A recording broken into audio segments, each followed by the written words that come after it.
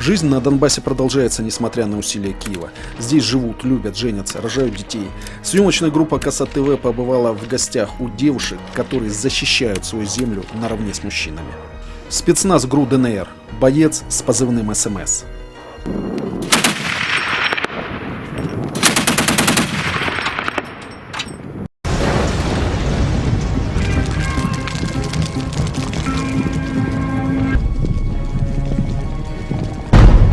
В ополчении я с октября месяца 2014 года.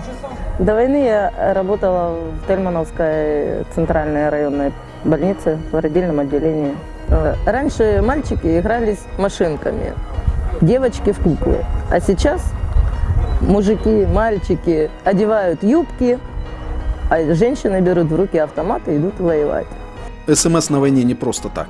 Она защищает будущее своих детей, свое будущее. У меня две девочки, Маша 8 лет и Настя 10 лет.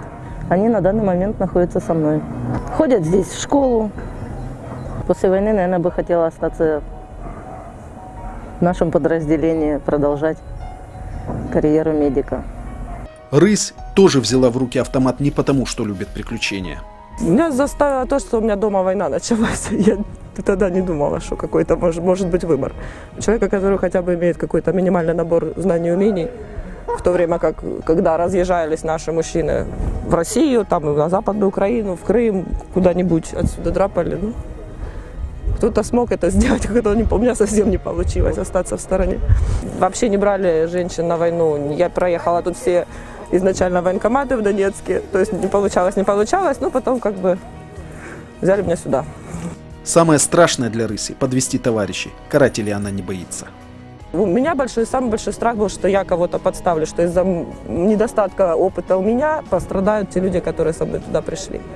Это был самый большой страх. По поводу пули осколков, ну там, я не знаю, это не бравада, но на самом деле.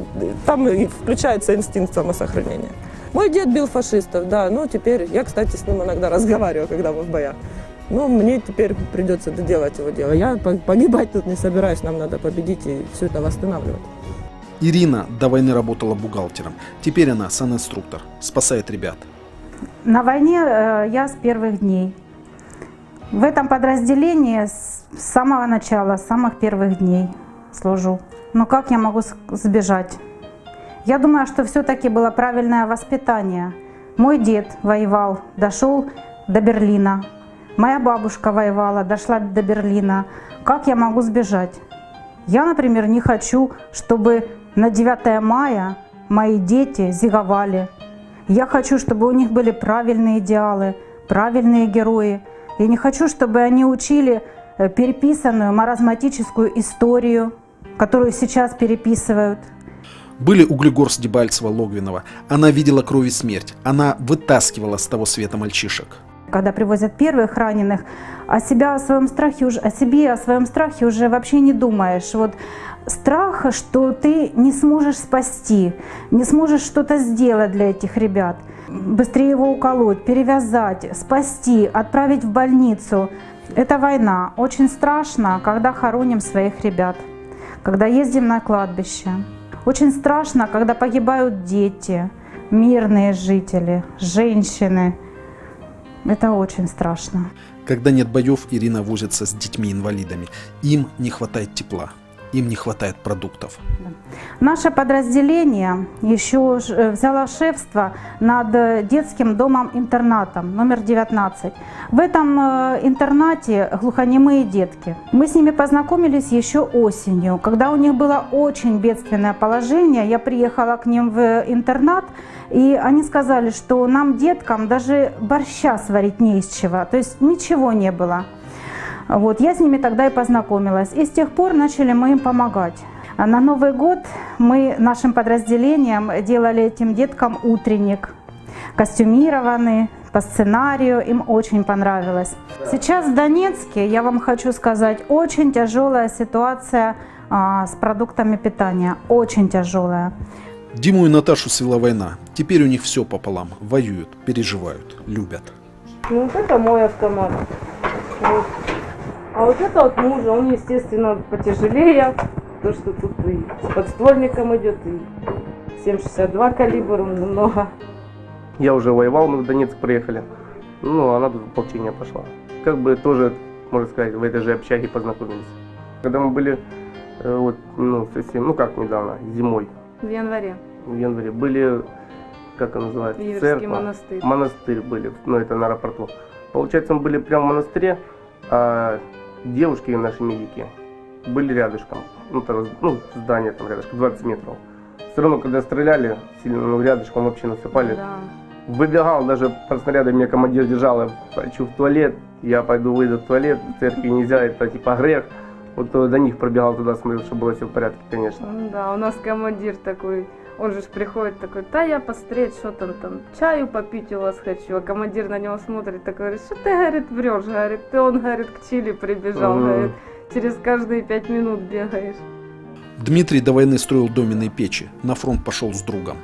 Разделили нас с ним. Когда мы в Донецк уезжали, все с Краматорска сбросали, и он как бы попал в Луганск, в Лисичанск, ну туда, в Луганскую область, а я сюда в Донецк. Ну, и с ним созванивался каждую неделю, все нормально, а потом кто узнал, короче, погиб. Не могли уйти от танков, куда там. 4 года были до этого знакомы с ним. Как отец, блин, мне его не хватает, если честно, капец, до сих пор не верится, что его нема. Наташа занималась музыкой и благотворительностью. Благотворительные концерты, вот у нас организация такая по Макеевке, молодежь Донбасса.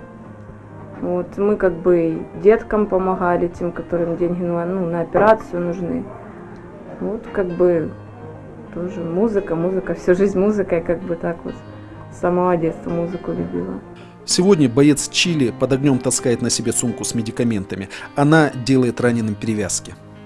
Ну, в основном в сумке у нас обезболивающие, кровоостанавливающие и такие вот как антишок. В основном вот что мы делаем, это чаще всего вот оказываем первую помощь. Это перевязки, обкалываем, надо там где наложить шины, налаживаем, жгуты там все. Потом просто отправляем в госпиталь. Капельницы ставили, когда люди в тяжелом состоянии были. Такая сумка весит килограмма 3, может больше.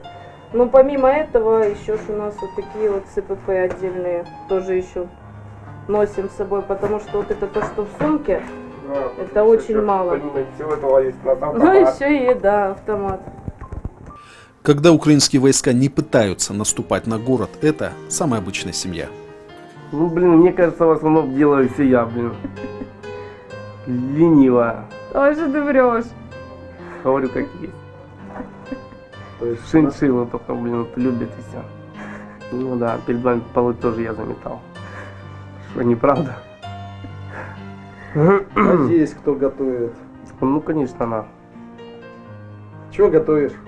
Борщи, супы, плов недавно готовила. Соседи такие же молодые пары. Они стараются помогать друг другу. Тут как бы не одним из семьей. Есть у нас и много кто. Пары 4-5, наверное, с девушками живут тоже. Помогаем друг другу, но конечно. они как с гражданскими. На верхнем этаже есть семьи, есть и мамы тут. Кто бы привозил, у кого негде было, деньги не осталось где жить. Свыше 5-го этажа у нас начинаются везде семейные пары, где с детьми. С Краматорска как уезжали, вот меня тут знакомый недавно встретил. Парень и мужчина, ну, не с моего поселка, их недавно только увидел. В Луганске воевали, они с ребенком тут тоже переехали нормально. Планируем как бы вот свадьбу, уже ездили, узнали все за это. Но единственное вот то, что деньги надо как бы на это. Вот будут деньги, и тогда сразу же. Сыграем обязательно, мы друг друга любим, Да. это самое главное. Рысь, Ириша, СМС, Чили и многие-многие другие, молодые, красивые, рожденные для любви и счастья. Они точно знают, что все будет хорошо. Чили и Спиря поженятся, а Новороссия обязательно победит.